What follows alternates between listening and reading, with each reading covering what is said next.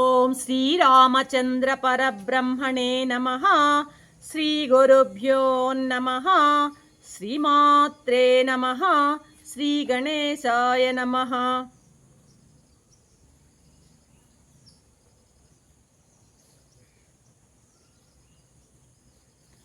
ప్రియాత్మ బంధువులారా, యోగ వాసిష్టం వైరాగ్య ప్రకరణం 12వ భాగం. నిన్నటి ఎపిసోడ్లో విశ్వామిత్ర మహర్షి దశరథుని యొక్క ఆస్థానానికి వేంచేస్తారు. సభాసదులందరూ కూడాను ఉచిత రీతిని మహర్షిని సత్కరిస్తారన్నమాట. అంతా దశరథ మహారాజు చేతులు జోడించి ప్రీతితో మహర్షితో ఇట్లా అంటున్నాడు.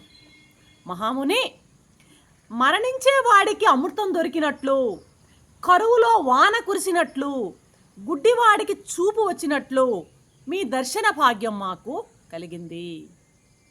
సంతానం లేని వాళ్ళకి పుత్రుడు కలిగితే ఎంత ఆనందమో, కలలో కనిపించేటి వస్తువు చేతికి అందితే వాడు ఎంతగా సంతోషిస్తాడో, కోరుకున్నది లభిస్తే, ఇష్టమైనటువంటి వారు ఇంటికి వస్తే, పోగొట్టుకున్న పెన్నిది దొరికినట్లయితే ఎంత ఆనందం కలుగుతుందో అంత ఆనందం, మహదానందం మీ ఆగమనం మాకు ఇచ్చింది అంటున్నాడు దశరథ మహారాజు. ఈ వర్ణనలన్నీ కూడాను మహర్షులు ఎంత గొప్పగా చేశారన్నది వీటిని మిస్ అవ్వకూడదని నా అభిప్రాయం. ఎందుకంటే ఈ వర్ణనలను వదిలేసి కథాంశంలోకి వెళ్ళిపోవచ్చు, కానీ ఆ వాల్మీకుల యొక్క హృదయాలు ఎంతగా ప్రతి అంశాన్ని కూడాను మన ముందు పెట్టడానికి ప్రయత్నించారో దాన్ని అర్థం చేసుకోవాలి. అది మన యొక్క ధర్మంగా నేను అనుకుంటున్నాను అన్నమాట.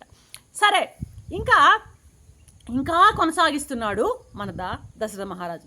మహర్షి ఇంకా చెప్పాలంటే ఏం చెప్పాడు? మరణించిన వాడు మన ముందుకు వస్తే మనమైతే భయపడి పారిపోతామేమో, మరి మరణించిన వాడు హఠాత్తుగా వస్తే కలిగే ఆనందం నాకు కలిగింది అంటున్నాడు ఇక్కడ దశరథ మహారాజు అనమాట.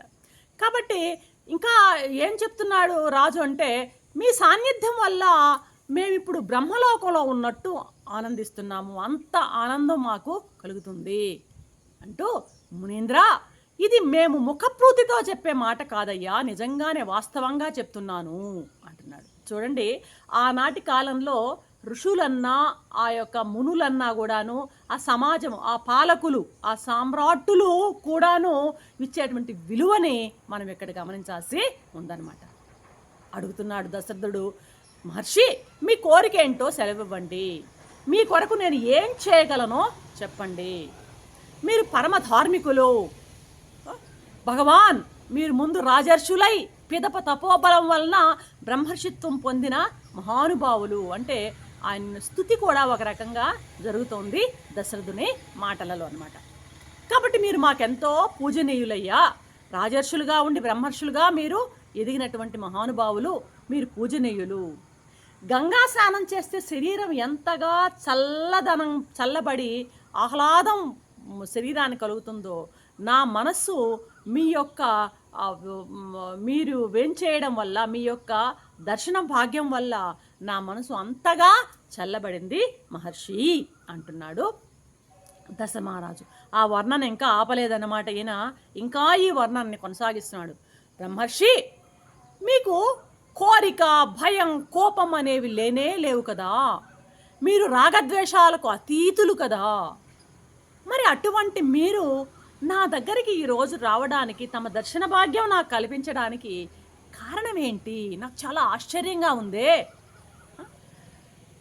తత్వవేత్తల్లో శ్రేష్ఠుడైనటువంటి మీ రాకతో మా ఈ మందిరం పావనమైంది మహర్షి. నేను పాపరహితుడిని అయ్యాను. మీరు సాక్షాత్తు చతుర్ముఖ బ్రహ్మలాగా, మీ సాక్షాత్తు చతుర్ముఖ బ్రహ్మ ఇక్కడికి రాక ఎలాంటిదో మీ రాక కూడా అలాంటిదే అని నేను భావిస్తున్నాను. నేను ఎంతో పవిత్రుణ్ణయ్యాను మహర్షి, నా జీవితం సార్థకమయ్యింది. చంద్రుని చూసి సముద్రం ఎలా ఉప్పొంగుతుందో అలాగా మిమ్మల్ని చూసి ఆనందంతో నా మనసు ఉప్పొంగుతోంది. ముని పొంగవా, మీరు ఏ పని మీద ఇక్కడికి వచ్చారో ఆ పనిని నెరవేరినట్లే భావించండి అంటున్నాడు. హామీ ఇచ్చేశాడు దశరథుడు. మీరు ఎందుకు వచ్చారో ఇక్కడ ఆ పని అయిపోయినట్టుగానే మీరు భావించండి. మీరు సదా మాకు మాన్యులు. మాన్యులు అంటే మీరు మాకు గౌరవనీయులు, వందనీయులు. మీ ఆగమనం యొక్క ప్రయోజనం ఏమిటి, ఎందుకు వచ్చారో నిస్సంకోచంగా, ఎటువంటి సంకోచం లేకుండా సెలవివ్వండి. మీకు ఇవ్వదైందంటూ ఏమైనా ఉందా? మేమిచ్చేదేముంది, మీరు ఏదడిగినా ఇవ్వడానికి నేను సంసిద్ధమే. పరమ దైవ స్వరూపులు మీరు. మీ నోట నుంచి మాకు ఇది కావాలా అని అడగడం మేము లేదు అనేదే ఉండదు. మీరు ఏ కార్యంతో అయితే ఇక్కడికి వచ్చారో ఆ కార్యాన్ని నెరవేర్చే బాధ్యత పూర్తిగా నేను తీసుకుంటున్నాను. ఈ విషయంలో మీరు సందేహపడవలసిన అవసరమే లేదు అంటూ దశరథుడు వినయంగా,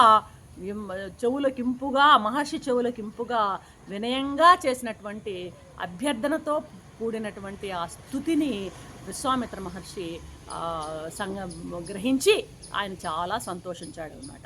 రేపటి ఎపిసోడ్లో ఏం జరుగుతుందో చూద్దాం. సర్వం శ్రీ రామచంద్ర